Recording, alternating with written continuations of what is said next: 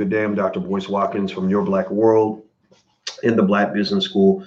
And I decided to go live tonight because I had some stuff on my mind. I was sitting here and I was watching this Netflix show called Last Chance U. And it's all about some brothers that play football at a JUCO, at a junior college.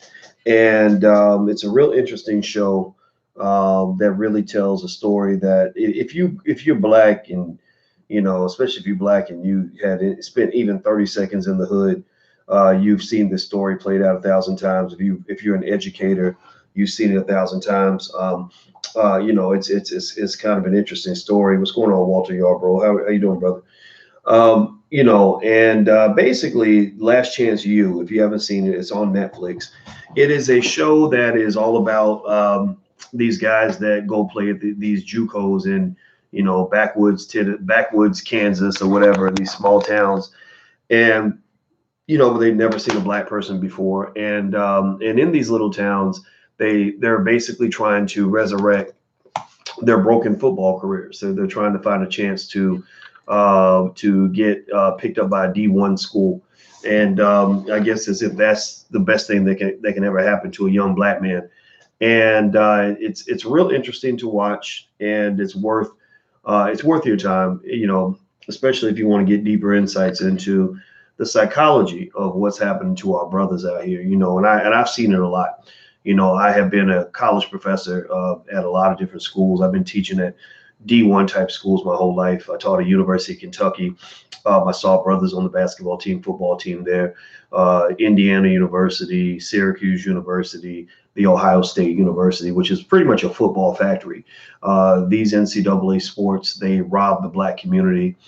They make billions off black people, mostly black people. And I guess their argument is, well, we're giving them an education.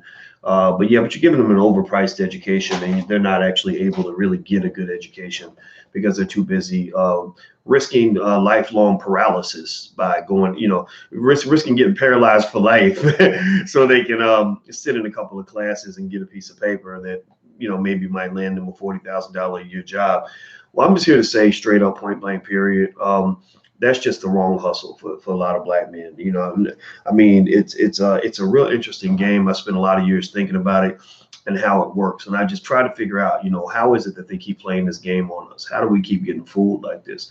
How do we keep thinking that this thing, like going pro in sports is something that can happen? Like I'm really going to go pro. Like they were asking one of the coaches, they said, if you have 100 guys, out of your 100 guys, how many of those 100 guys think that they're going to go pro? And he said 100. And they said, how many actually go pro? He said 1. And so I'm sitting here thinking, what the fuck, man? Like, what the fuck is going on? What is this? We can't be that stupid. We can't be that. Black people, tell me yes or no. Yes or no. Do you think that we are just dumb? Are we slow? Are white people smarter than us? Is that what it is? I'm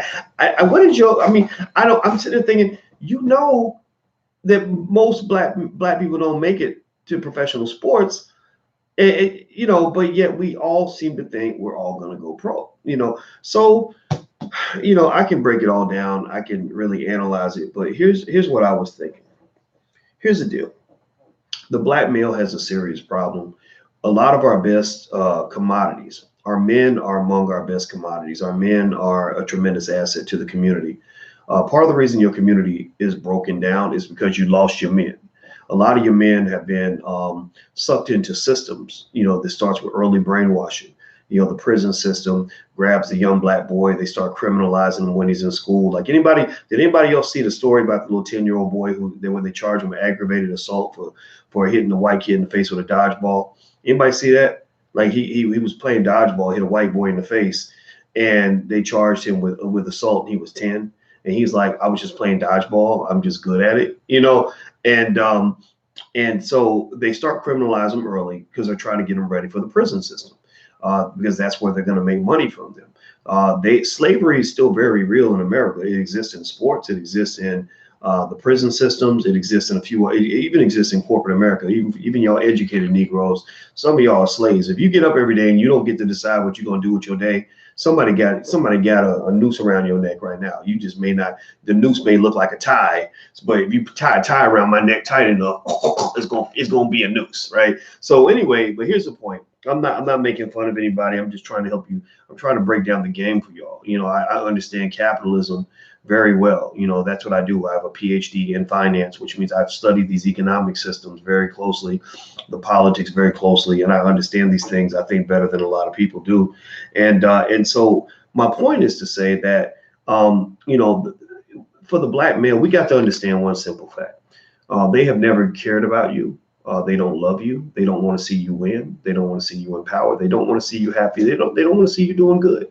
They want to see you all the way fucked up every chance that they can get. And I'm watching Last Chance U. Anybody else watch that show? It's on Netflix. It's called Last Chance U. And I'm watching these. One kid almost got paralyzed. And he got hit and he couldn't move, and they had to carry him out on a stretcher. He fortunately he didn't get paralyzed, but it looked like he was paralyzed because he couldn't even talk. They asked him, "How are you? Are you okay?" He couldn't even say it. He couldn't even say anything. Another one, was talking about how he had so many concussions and he just kept lying about having concussions, and he's got brain damage, so he can't remember. He couldn't remember. He's 20 years old. Poor kid couldn't even remember. Like taking a test. He couldn't remember that the teacher's like, you wrote that paper already, and he's like, I did. I don't remember that. And so this is what's happening to your black men. These are strong, intelligent brothers that are capable of accomplishing anything. And a large percentage of black men have brain damage. A large percentage of black men that played a lot of football, their brains are messed up. So when you see guys like Ray Rice get into these situations and others, a lot of that's due to brain damage, and nobody talks about it because they don't have that white female privilege where everybody empathizes with what they went through. And so anyway, let me dig into what I'm really trying to get at here. When it comes to black men, I'm gonna need you guys' help in terms of trying to, help brothers understand. Look, sports are fine, sports are fun. I don't even give a shit if you play football. That's on you.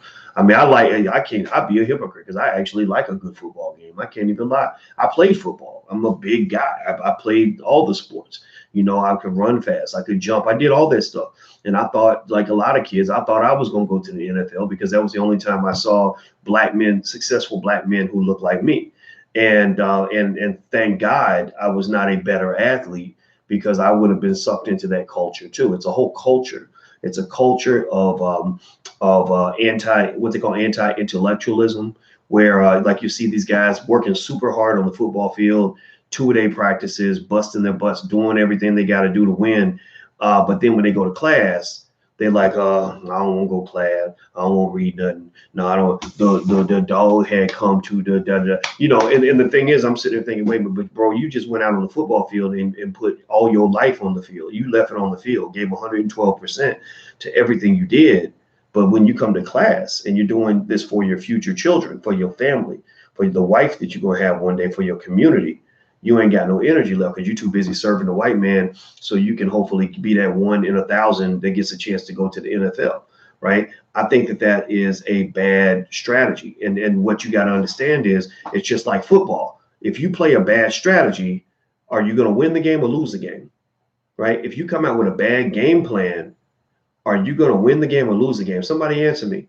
If I don't train and prepare physically for the game, am I going to win the game or lose the game? If I don't practice my skill set, if I don't lift my skill set, am I going to win the game or am I going to lose games, right? Well, the same thing is true. That's true on the football field. It's true in the game of life. If you are a black man and you start off with the wrong hustle, then you're not going to win the game of life. You're going to lose the game. You're going to have a losing season, every year of your life. Every season of your life is going to be a losing season because you're coming out with the wrong strategy. You're starting with the wrong hustle. You're not practicing your skill set. You're showing up to the game out of shape. You're showing up to the game without any practice. So a lot of our black men that are losing at the ages of 30, 40, and 50 are black men who spend all their time doing the wrong hustle when they were 10, 12, 13, 14, 16 years old. There's a connection between the two. It's very, very hard sometimes to become a millionaire, say as a business owner, if you spend all your time on the football field. I drove to visit a friend one time, and I saw these little black boys on the football field practicing. It was like 4 o'clock. I drove by the field again at 7. Those boys were still on the football field. And I said, I wonder if these kids are going to be spending as much time doing their homework as they spend on this football field. And I wonder if people are even willing to have them do 3 or 4 hours a day of homework the way they're willing to have them do 3 or 4 hours a day of football practice, right? So black men lose because many of us are trained to have the wrong hustle from the jump. It doesn't mean sports can't win for you. Sports is fun. I love sports. But I also know that for 99.9% of us, sports are for children. We're going to play sports when we're young, maybe till you're 18. If you're lucky, you get to play till you're 22. And then at that point, you got the next 50 years of your life where you got to play the big game of life. And if you ain't ready for that game, you're going to get your ass kicked every single time you go out on the field. So let me lay out a proposition for you. Please hit the thumbs up button. If you haven't hit the thumbs up button, please do that. And I forgot to welcome you guys to drboycetv.com. This is the home for intelligent black people. This is where we have smart black conversations for winners. I want people here that either are winners or want to be winners. I don't want nobody just trying to lose. People that's trying to do the same shit that we've been doing for hundreds of years, keep getting our asses kicked. I'm not into getting my ass kicked. I'm not into that. And so hit the thumbs up button. Please do that. So let me just say this. Look, I'm not going to tell anybody not to play sports. I know what it feels like to be 17. I know what it feels like to be young and to believe that you're going to go to the NFL. I'm not going to be a dream killer. Black men are the greatest athletes on the planet. We can do things physically that other people cannot do. There are guys all over the NFL, the NBA who are doing quite well, and I'm happy for those guys. God bless them.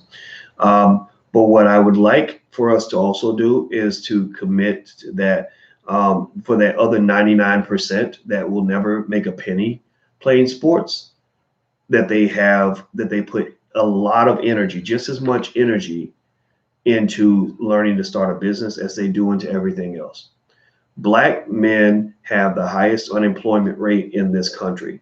Black men have the highest incarceration rate in this country. We have the highest death rate by homicide. Every statistic that you can name that reflects a bad quality of life, black men are leading at that. We are leading at that. Because people train us, people trick us into aiming for the wrong hustle. So given that black men have the highest unemployment rate in America, that is a reminder that white folks don't give a damn about you. Don't nobody give a damn about you. Ain't nobody going to come save you. So the black man must learn to save himself. How does the black man save himself? He learns how to build his own. So what I have actually pitched, I pitched this actually to the people at the Jordan brand. The next time I see the president, I know the president over the Jordan brand, Larry Miller. He's a good guy. If Larry's watching, hopefully he'll hear me out on this. But I want to try to talk him into helping me with this. If he don't help me, I'll do this myself. I want to have an initiative in the community where we are doing all we can to push young brothers to create businesses. Brothers don't need jobs. They need to be able to create jobs. They do not need somebody to hire them. They need to have the capacity to hire themselves. Every rapper I know who's doing really well pretty much does not even have a deal with a record label because they own the record label. Most of the rappers I know that are making money because they signed themselves. E40 talked about that a long time ago, and E40 is still rapping at almost 50 years old because ain't no record label never ever gonna cut him from the label. He does his own marketing, distribution, everything else. D1 makes hundreds of thousands, if not millions of dollars a year, and releases albums and videos himself. And so ultimately, black men who know how to start businesses are black men that are free. So the key to freedom for the black male in America is to learn how to start a business, not just how to apply for a job and not just how to dribble a basketball and throw a football. And so to help with this, I thought about what I could do, because I have some reach. I reach some people out here. Damon Dash and Damon Dash was the co-founder of Rockefeller Records. He created Rockefeller with Jay-Z. Dame Dash and I did a series of lectures that we put together, a lot of content that we put together for a program called Intelligent Boss Moves in the Black Business School. The URL is intelligentbossmoves.com. If you are a black male under the age of 25, you can join the program for free. I will totally waive the fee. You can join it for nothing. So all you got to do, just email support@theblackbusinessschool.com, support@theblackbusinessschool.com. It's mostly honor system, so I hope people will be honorable with this, because we got to generate our revenue to run the school. But if you're a black male or a black male in your family is under the age of 25, they can come into Intelligent Boss Moves totally free of charge, and we will teach them how to start a business. We will Dame Dash, gives very raw, honest commentary.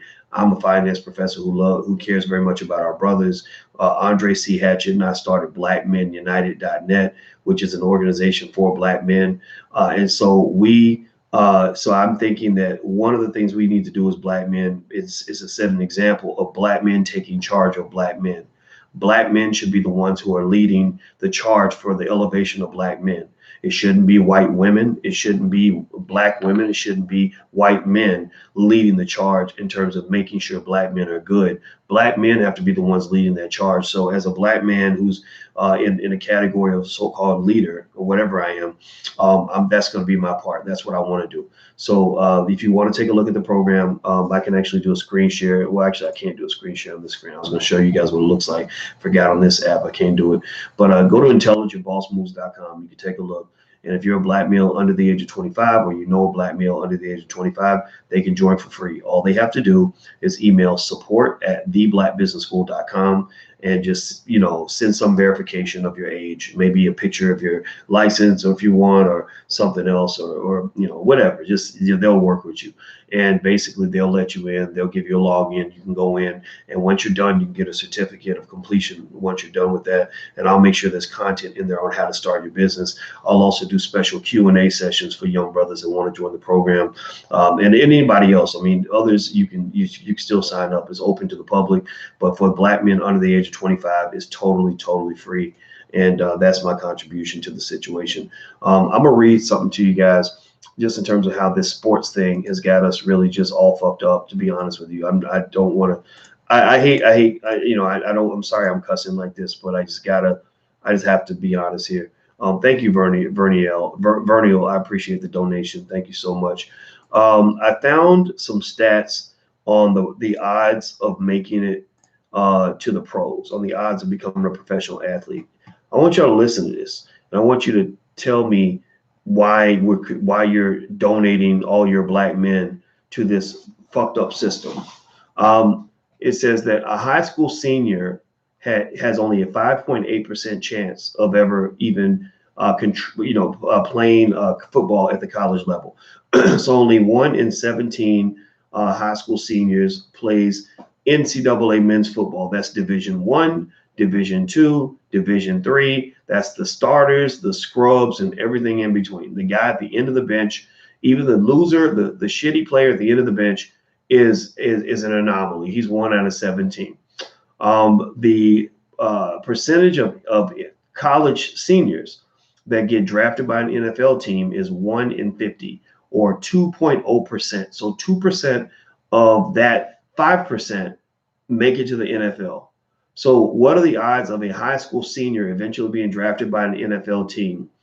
9 out of 10,000, or 0.09%. That's 9 out of 10,000. That means if you have 10,000 high school football players, the number that will go to the NFL is 9.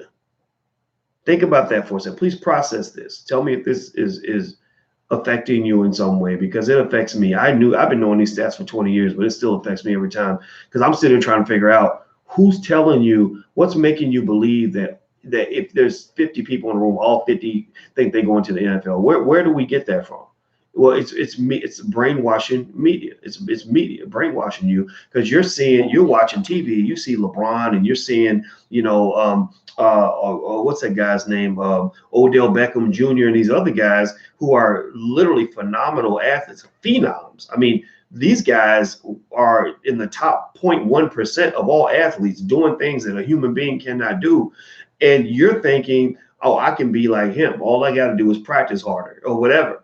And so 10,000 boys dedicate everything. They dedicate their whole lives to trying to be the next LeBron James or Odell Beckham Jr., and only 9 out of 10,000 makes it. Now I want to ask you this: if 9 out of 10,000 black males that try to get to the NFL or the NBA are the ones that actually make it, what do you think happens to the other 9,991? Right? Where do they go? Because they're not in the NFL. They're not making no money in the NFL. And even out of the 9 that do get to the NFL, by the way, the average NFL career is only about 3 years. I know a lot of guys who made it to the NFL because they were All-Americans in college, which is very hard to do. And they were in the NFL maybe about 2-3 years, and now they're broke. Many of them have kidney problems because they have to take a lot of painkillers, to stay on the field. There was one guy in Last Chance U that was talking about how he had to take all this Percocet and all these really damaging drugs. And also he had 3 concussions. His name was Marquise King. He mentioned he had 2 or 3 concussions, and he never told his coaches, but he couldn't remember anything. He's 20 years old now. That's when you're supposed to be super healthy. He had broke all these bones on his body, shoulder, finger, stuff on his ankle. And he said one time I had broke my, he's like, one time I broke my ankle and I took 160 milligrams of ibuprofen and or 2 of them and a Percocet, and I still went out and played. So they're getting high on drugs. They're doing you like they do animals. That's what they do to chickens or cows when they want to fatten up a chicken to make him prepared for slaughter at KFC or wherever. They inject them with drugs to make them ready for the slaughter so they can get as much meat out of that chicken as they possibly can. So the black man is like a KFC chicken. They want to pump you up with drugs, even if it kills you, 10 years down the line. That's why the average NFL player dies about 10, 15 years before the average person. They die young. I know guys that are 35 years old. They have the bodies of 80-year-old men, that can't even get off the couch, can't remember when they go pick their kids up at school. They can't remember how to get to the school. There's a guy, what was the name? Antoine Randall L. I respect this guy a lot because I met him one time at an event hosted by another friend of mine named Etan Thomas, who made it to the NBA, he and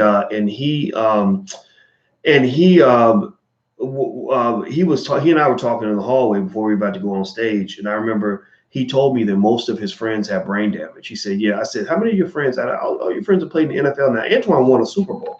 He had been NFL, I think, like comeback player of the year or something like that. He was a great player. He had a great NFL career with the Steelers. And he said, "Oh yeah, all my friends do." He said, "They don't remember anything. They can't. Their brains don't work right." And a year later, 2 years later, I saw Antoine in the cover of USA Today, where he said, "I wish I had never played football." He said, "I wish I had never played." And this is interesting because he had a great career. He was an All-American at Indiana, and then he went to play for the Pittsburgh Steelers and won a Super Bowl. So that's the dream. That's about the best you can be almost as an NFL player, or as a young athlete. That's what you dream of doing, is playing in the Super Bowl. He did that and actually was one of the best players. If not, I think he might have even been the Super Bowl MVP, but I don't want to get that wrong. But he had a great game. I do remember that. And here this guy saying, "I wish I had never played football ever in my life." So you got the dream, but really the dream is a nightmare. So what I'm just trying to say is I think black men need a different dream. We need a different hustle. Now I saw somebody say, "Why don't you teach black men how to become successful?" We do that every day. That's all I do every day. I've done 10,000 videos giving a blueprint for the black man on how to be successful in this country. I break this down in Black Men United. That's all we talk about, is how the black men can be successful, how the black man can win without depending on the white man to give him instructions. When your adversary is telling you how to win the game, that's as dumb as going on the football field and letting your opponent tell you how to score points. They're going to give you the wrong playbook. They're going to tell you, "No, you're supposed to run in our end zone. You're supposed to get a ball to our players," right? That like literally the black man does not win on average in America because he spends too much time being controlled by the white man. So I'm not trying to say white men are bad and evil and all this other stuff, or black. I'm not trying to get into all of that. I'm trying to get into the realities of competition. If you as a black man do not understand that you are in warfare from the time you're born, then I feel sorry for you, because you literally are going to be sent straight to the slaughterhouse. Because look, if you're a man without a plan, then somebody got a plan for you. If you don't own yourself, somebody gonna own you. Like my friend Andre Hatchett says, either own or be owned. If you ain't got a plan, somebody got a plan for you. If black people, we ain't got a black agenda, somebody else gonna have a black agenda. And what you do not want is you do not want a white person showing up saying, I've got a black agenda. I've got an agenda for the Negroes. I've got something for you guys to do, right? That ain't no, you don't, no, that's not what you want. So if you want my simple prescription or simple recommendation, if you have sons, black boys, they're going to get sucked up into the sports culture because that's what they tell all the black men they're supposed to do at an early age is play sports. That's what they did with me. They've been doing this for 60, 70 years. A lot of black men see sports as their only way to be successful. And that makes me sad because a lot of things I learned from playing sports, I was able to apply to a lot of things I did in my life. You know, my sports mentality, what I learned from being captain of the track team, and I was a good football player. I just didn't like being out in that hot ass sun. I didn't want to go out there and get paralyzed and all this other stuff. But I could have been a good football player. They recruited me for the football team because I was strong. Like I said, I was a muscular kid, you know, and also I was faster than every player on the football team. I raced the fastest, literally all those guys. The coach made them all come out for track, and I was captain of the track team. So they were in my territory, and they all tried out for the relay team because they all wanted to be sprinters. So we all had to race for the relay spot. I beat every single guy on the football team, all the fastest dudes. I sprinted. So at that point, all the coaches started trying to recruit me, and I just didn't want to play. I just didn't want to be. I didn't want to be out in, you know, I didn't want to do that particular sport because I didn't want to get hurt, you know. But at the same time, like sports teaches you a lot about how to win. Sports teaches a black man everything he needs to know about how to be whatever he wants to be, you know. And what I like about learning how to start a business, the reason why I believe every black boy should know how to start a business by the age of 12 is because once I learned to start a business, man, I ain't never felt freer in my life. I ain't never felt more like a winner in my life. I mean, seriously, I did, you know, I did the sports thing. That was okay. I did the education thing, you know, where I went to school, got a PhD. I was the only black man on earth or African-American on earth that I know of to get a PhD in finance in the year 2002. You can go look it up. Legit PhD, Ohio State, doctorate signed off at a major university. I knew no one else out there. I knew pretty much everybody in my profession, all the black people anyway, because there weren't that many. And I did that, and I made a lot of money, but I didn't feel free. I would go to work every day, very unhappy. I felt that I wasn't respected at Syracuse University. I said, shit, man, I done busted my ass and got all the education I can get. I done played y'all's fucking games. I have played by the rules. I have been a good boy, and y'all still treat me like a nigga. Now I'm just Dr. Nigga now. Like, what is this? What is this shit? What is this? And that's when I realized, oh, I get it now. I get it. It's the system. It's the whole system stinks from top to bottom for black people. It stinks from the very bottom to the very top. Doesn't matter if you could be a garbage man and it stinks to be black in this system. You could be president of the United States and it stinks in this system. They were treating Barack Obama like a nigga. You know, y'all know that. Y'all saw what they were doing to him. And so what I realized is that you want to get away from the system. So I said, okay, you know what? How do I figure out how to go make enough money where I can just pay my bills and just get away from all these motherfuckers, just get away from all these people and be around my own and do stuff in my own community and be loved for who I am and be loved because I'm black instead of being tolerated despite the fact that I'm black.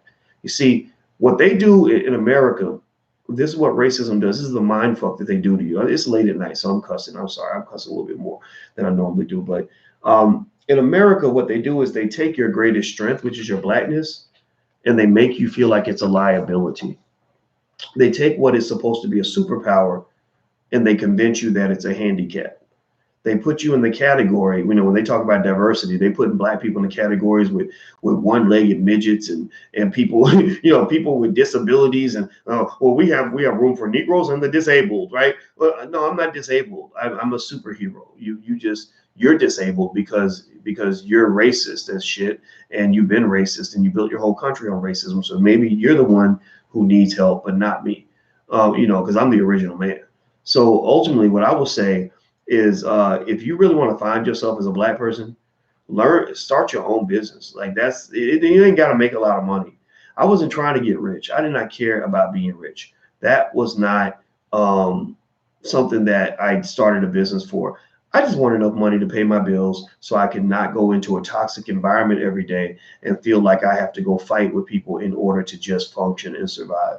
I didn't, I, you know, no, I'm sorry. I don't feel like, dealing with you and having a negative experience with you just because you don't understand me and choose not to because you don't feel like you have to. Nobody ever told you that you got to adjust to me. Everybody's told us that I have to adjust to you, and I'm not going to adjust to you.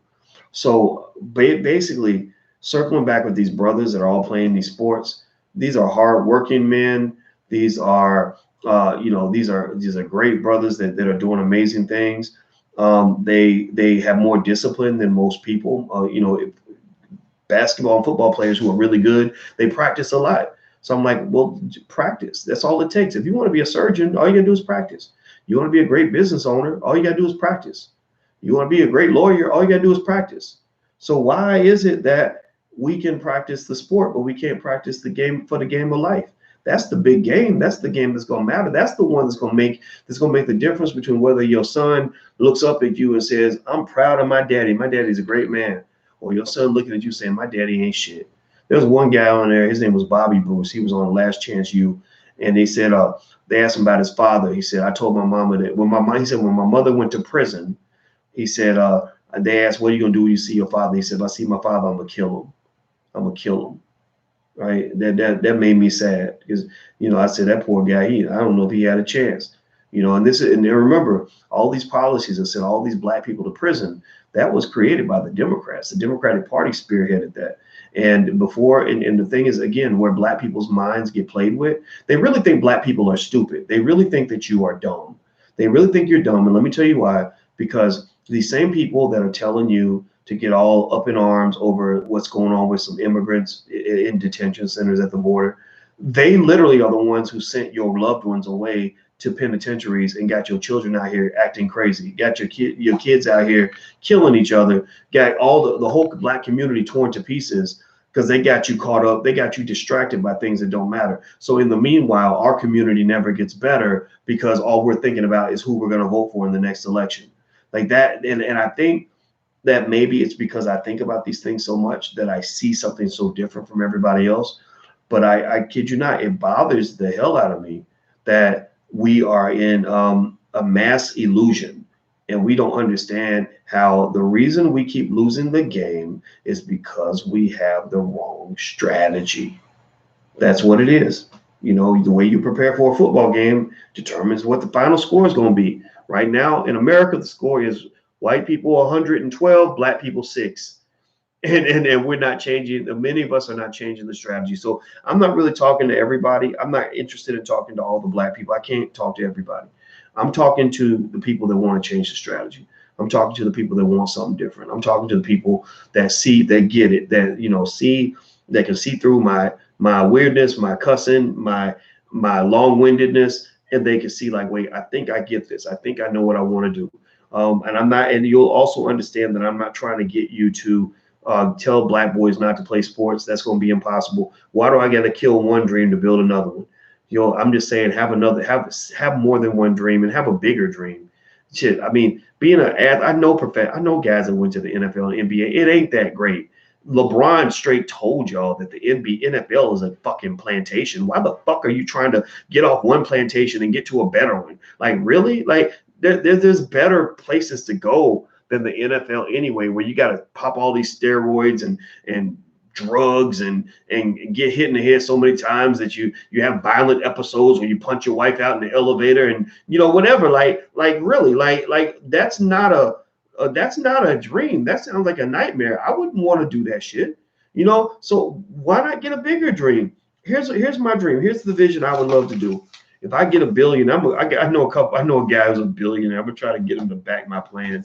Maybe if I can raise the money, maybe from the community has billions of dollars, but I got to get the black community to wake up and want to support something like this. But if I had $10 million, I could get this started. And I've got some money, but not that much. I would build entrepreneurship centers, like maybe boss centers, like centers, CEO centers, uh, all throughout in every urban area in America for Black men that are under the age of 25, and teach every last one of them the fundamentals of starting a business. The other thing I would do is I would give them, I would invest in them. I would give them all money to show up. I would say, I want you to quit your job at McDonald's. We're buying your freedom. We're buying your freedom from Massa. You don't have to go to McDonald's or Burger King. We'll pay you what McDonald's and Burger King were paying you. But we're paying you to show up every day and do what we tell you to do. We're going to teach you how to win the game of life. I'm your new coach. You got your football coaches teaching you how to play sports. I'm going to be your coach when it comes to winning in the game, in the big game of life. So when you show up with Coach Watkins, I'm going to drill your ass and literally hammer into your mind the fundamentals of wealth, the fundamentals of starting a business, the fundamentals of making money, and all the things that you need to know to be a successful human being in this world. That's what we're going to do in these training centers, and I will put enough in every urban area in America to literally clean up the hood. And what would happen is every year we would graduate, let's say, 50,000 young Black men ready to conquer the world, ready to literally go out here and kick ass. Every cleaning up their community, protecting Black women, building strong Black businesses, hustling hard to make money, getting ahead for their families, finding a way to win. And I'm gonna tell you, and out of those thousands, I bet you that my success numbers would far exceed the success numbers for the NFL. The NFL lets in 9 men out of every 10,000 high school athletes. They let in 9.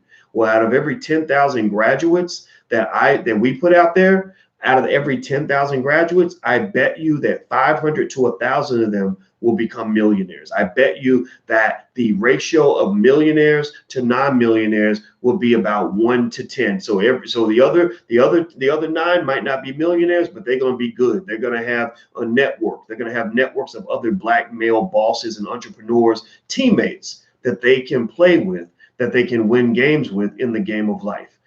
So I think that everything that we do with sports, everything that makes us great with sports, if we come together as a team and we apply this to everything we do, like you come together as a team, Black male bosses as a team come together and raise, a little bit of money to go buy a building in South Side Chicago, and then they understand enough about owning property that they can rent the building out as an Airbnb and generate more revenue than they put in. Then boom, that's your team helping you win.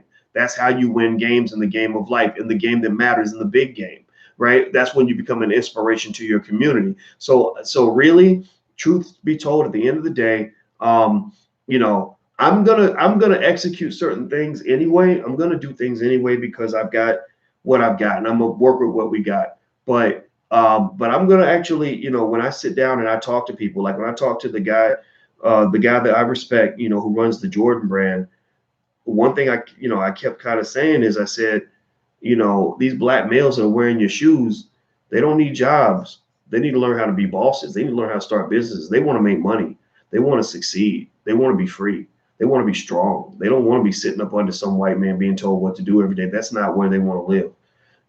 So I think I understand the formula. I think I know it's not a complicated equation anymore. It's not, they make you think that solving the Negro problem is something that even the greatest rocket scientists can't solve. And that's a bunch of bullshit, because when you go to a shithole, a place like Baltimore, and I call it a shithole because you got shithole segments of that city. I do that deliberately, and I want to use the word infested, because the Black and white have talked about, the fact that certain areas are infested with drugs, infested with violence, infested with coonery, infested with all kinds of issues created by society, created by racism, but tolerated by Black people. I bet if you go to some of those quote unquote infested areas and you grab the people in those communities that really love those communities, that really know how to solve these problems, and you sit them down and you give them money to solve the problems, they would have these problems solved in a very short period of time. The reason these problems continue and they persist is because politicians don't want to solve the problems. They want the problems to continue so that they can keep getting your vote. There really are people that are what they would call poverty pimps. They love to see black people living in a bowl of shit, in a bowl of despair, so they can keep giving you false hope by telling you that by voting for whatever candidate they put in front of you, that's going to solve your problems. And it never does, but we keep doing it anyway because they believe that we're stuck on stupid. So don't be stuck on stupid. Get stuck on progress. So what I'm saying to you is proposing a very simple idea. If we give every black male in America an incentive and an opportunity to learn the fundamentals of starting a business, by the year 2070, in the next 1 to 2 generations, the black male will emerge as one of the leading entrepreneurial thinkers on the entire planet. That's what I believe. That's the solution. It's not that complicated. It's actually quite simple because they already know how to work hard. They already know how to hustle because they learned that by going on the football field. Most of y'all, if any of y'all have ever played sports, you know how hard it is to do 2-a-day practices in a hot sun wearing a full body of pads and a helmet. It's brutal as shit. So if you got the discipline to do that, then you got the discipline to sit down and learn how to fill out a form for a fucking LLC and start a business and get out here and make this paper. Like, that's an easier way to become a millionaire than playing sports. I'm telling you, I don't know that many athletes that are multimillionaires, but I know a lot of entrepreneurs that are doing quite well and living a good life. So that's the secret for the black male. He must learn to build his own business. You will never be the king if somebody else owns the castle. You must learn how to build a castle for yourself.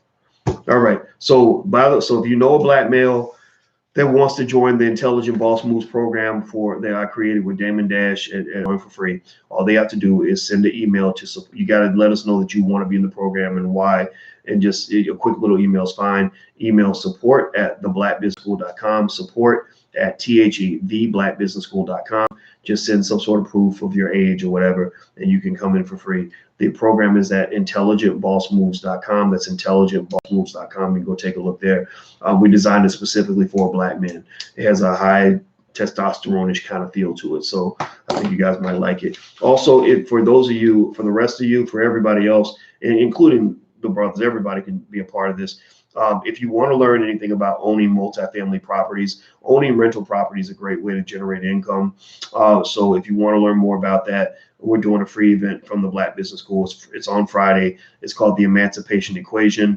If you go to theemancipationequation.com, that's theemancipationequation.com, you can join that gathering for free. And so that's an opportunity for you to learn about multifamily property. So it's not, it's the offer, that other offers for the brothers for under 25, but that one's open for everybody. So there you go. Those are my thoughts at 4 o'clock in the morning. So if I look a little sleepy, it's because I am, but I had to do this live stream because it just bothers me. And I think if we're not committed to trying to come up with unique solutions, and we're going to keep looking stupid as shit for the next 100 years. And I'm tired of being stupid. I'm tired of losing. I'm tired of going out here, shit, man. I'm tired. I'm just tired of it. You're too good to be a loser. You're too good to be getting your ass kicked. So just stop it. Stop acting like a loser and you won't lose anymore. That's it. Hit the thumbs up button before you go. I'm about to go. I'll see you guys later. Take care. Peace.